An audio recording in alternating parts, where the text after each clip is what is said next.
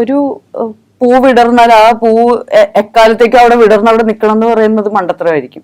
അത് പൂർണ്ണമായിട്ട് വിടർന്ന അത് കഴിയുമ്പോൾ അതിന്റെ കാലഘട്ടം കഴിഞ്ഞാൽ അത് കൊഴിഞ്ഞു. റിലേഷൻഷിപ്സിനെ അങ്ങനെ കാണാൻ പറ്റിയാൽ നമുക്ക് അതിലുള്ള കംപ്ലീറ്റ് ആസ്വാദനം കിട്ടുകയും ചെയ്യും. അതിന് കൊടുക്കേണ്ട റെസ്പെക്റ്റും അതിന്റെ ലൈഫ് ടൈം നമ്മുടെ ലൈഫ് ടൈം അല്ല ആവണമെന്നില്ല. അത് നമ്മുടെ ലൈഫ് ടൈം തന്നെ ആയിരിക്കണം. ഒരു റിലേഷൻഷിപ്പിന്റെ ലൈഫ് ടൈം എന്ന് നിർബന്ധം പിടിക്കാൻ വാശി പിടിക്കുന്നതാണ് ഇപ്പൊ റിലേഷൻഷിപ്സ് നേരിടുന്ന സ്ട്രെസ് എന്നാണ് എനിക്ക് തോന്നിയിട്ടുള്ളത്.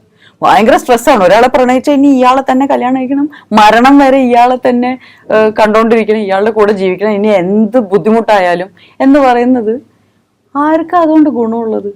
അതുകൊണ്ട് എന്താ പ്രത്യേകിച്ച് ഗുണം? അത് ടോക്സിക് ആവുമല്ലോ. ബിക്കോസ് ഇപ്പൊ ഈ ഒരു പൂ വിടർന്നു, ആ പൂവിനെ നിങ്ങൾക്ക് വേണമെങ്കിൽ പ്ലാസ്റ്റിക് കൊണ്ട് കവർ ചെയ്ത് വെച്ചിട്ട് റെസിൻ എന്ന് പറഞ്ഞ സാധനമുണ്ടോ, റെസിന്റെ ഉള്ളിലിട്ട് മോൾഡ് ചെയ്ത് ഫ്രീസ് ചെയ്ത് വെക്കാം. അതിന് ജീവൻ ഉണ്ടാവില്ലല്ലോ.